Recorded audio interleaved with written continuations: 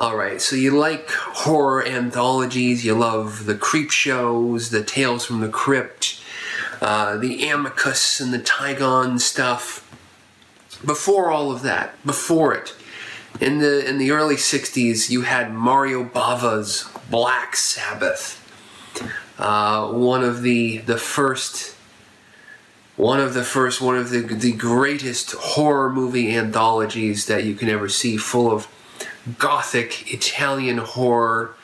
Oh man, great, a great film. Mario Bava, of course, is the great Italian director, Italian horror director, maybe the Italian horror director, the one of the grandfathers of the Italian horror genre.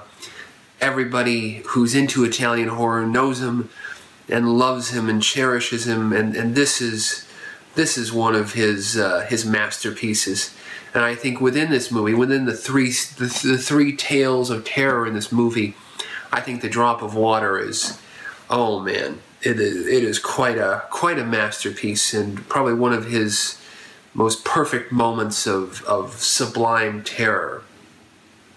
So it's a horror anthology hosted by the great Boris Karloff, who actually plays a part in one of these segments, the Vertilac, and it was co-produced by AIP, released in the U.S. and I guess throughout other areas of Europe as Black Sabbath.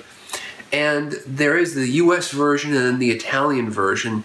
And the U.S. version, which is the first one I watched, and watched it many years ago on Encore or Flix, or I think it was Encore. Way back in the late 90s when Encore was just Encore. It wasn't like Encore Movies, Encore. It was just like one channel. It was like Encore. And I saw Black Sabbath. And then over the years, I've watched the Italian version, and the Italian version is way superior. The only downside of the Italian version, the only downside is you don't get to hear Boris Karloff's voice in the Vertilac and in the intros. Otherwise, oh man, it's a incredible. Also, the order, it's very interesting to kind of pick apart the changes that AIP made, because this was probably, AIP would always take the Italian horror films and they'd always kind of monkey around with them. In the case of Black Sabbath, they really monkeyed around with it, and this is probably one of Bava's most tampered with films in the U.S. They changed the order of the segments, the three. It was like almost like they did like this 3-card Monty thing with the order of them. They just mixed them all up, and it really messes with the flow of the film. I would almost argue that if you did not like Black Sabbath, watching it on Flix years ago, or VHS and Lasers when it came in the US, give it another try. Watching the Italian version, because that was always like, I had a question of like, oh, which one is more superior? Which one is more superior? Very recently, I just did a back-to-back thing of them with using the new Arrow Blu-ray, which is really wonderful. That the definitive version of the movies is the Arrow. The definitive release of the movie is that recent Arrow Blu-ray. It's incredible, by the way. The Italian version is so headed above the English language AIP cut that it's like ridiculous. Okay, so the differences. So why is it so better? Well, the AIP redid the sound effects, kind of muted a lot of them. They added this new score, which there are a lot of Mario Bava and a lot of Black Sabbath. Is the use of silence and sound effects, and there is music, but it comes in at very specific moments. Well, AIP had this Les Baxter, like they just wallpapered the movie with score and like just kind of trying to Mickey Mouse these moments and make you feel like if there's a shot of a dead corpse to go, oh, the stinger and all this stuff, whereas Bava would just ease in, and then at the correct moment, boom, the score comes. It's the work of a master. The work of a master. So, three tales of terror.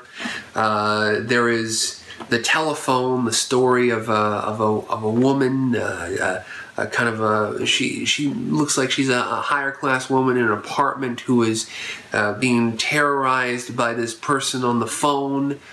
And Tim Lucas, the video watchdog who does the excellent commentary track in the film, kind of identifies this as kind of like a prototype giallo, a prototype kind of black glove killer type movie, you know, because again, Mario Bava would, did I say Brava? Mario Bava would innovate that in a couple of years with his Blood and Black Lace, but this is kind of the beginnings of that, the prototype of that, totally disfigured in the AIP cut of this, you know, because in the original Italian version of the telephone, this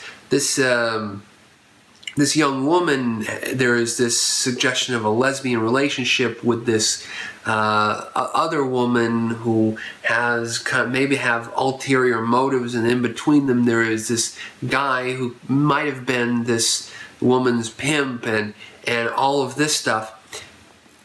The AIP version turns him into a ghost, and it's just ridiculous. It turns what is this very tight giallo type, you know, story, into this crime story, into a ghost story, because I think AIP was on the set while this movie was being filmed, and they wanted more ghost shit. They wanted more ghost shit, so they turned the telephone into from this kind of you know, killer on the loose type thing into this ghost story, which doesn't make sense because it's almost like the exact same plot of The Drop of Water. So it's like you have in the AIP version, in the American version, as I said, they did this 3-card Monty. They put the last film, the last segment, to front. They moved the telephone from number 1 place to number 2. And then they ended the story with the Vertilac. So, you're watching, you're like, man, this isn't that good. But then when you watch everything in order, you're like, it all fits together. It all fits together. So, we're going in the Italian order. And the next story is the Vertilac, which is Boris Karloff and the Mark Damon, the AIP star Mark Damon from the Corman films, from Usher, as this traveling lord who comes into this, you know, very serious family issue in this remote cabin where this family is being, where there's family members are becoming vampires, and you know, it's a lot of vampire hijinks. I don't want to give much away, but it's a good film. They kind of remade this segment in as a whole movie called Night of the Devils, which is a really good movie. Oh man, that's really scary, really good. It doesn't have the atmosphere in Mario Bava, but it's a little more explicit and wilder than this one. But the Vertilac, great film. Well, no canine fangs, but otherwise great. A great middle story. And then the last one is The Drop of Water, where the nurse steals the jewelry from a dead mystic and then is haunted by the mystic's ghost. Oh, a film, probably one of the greatest anthology installments from any anthology you'll ever see in the history of cinema. It's just moody, it's great. It sets out on a journey of terror and just takes you there, and is so good, so good, so good. You know, and it has to be the end cap to this night of terror, to this night of horror. You know, it has to start off with the telephone, and then the Vertilac, and then The Drop of Water. You know, the AIP version which starts with A Drop of Water. It's like having your dessert before the main course. You know, they start off with the Drop of Water, and they go to the telephone, and then they go to the Vertilac. It's not right. You know, I don't get what was going on with that, but anyway, a great horror anthology. Great horror anthology. I didn't used to think a lot about it, but then after watching the Italian version and then watching watching this Arrow Blu-ray, which, as I was saying earlier, the Arrow Blu-ray is kind of really the definitive version of it. There's been other DVDs and Blu-rays in the U.S., but the Arrow Blu-ray has both the American cut and the AIP cut. It has a really great featurette on the changes between the two, taking you through story by story the exact changes, which is great. Demoing the audio from the American version versus the Italian. The Italian's far superior.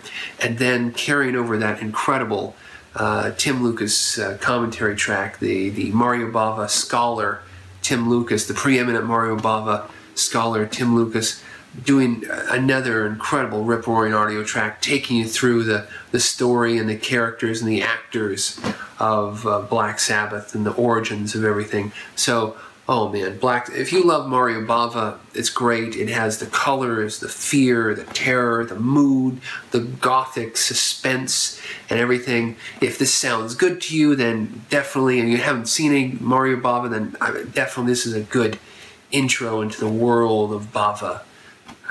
Yeah, before all the rest, before Creepshow, before the Tales from the Crypt series, there was the one, the true, the only Black Sabbath.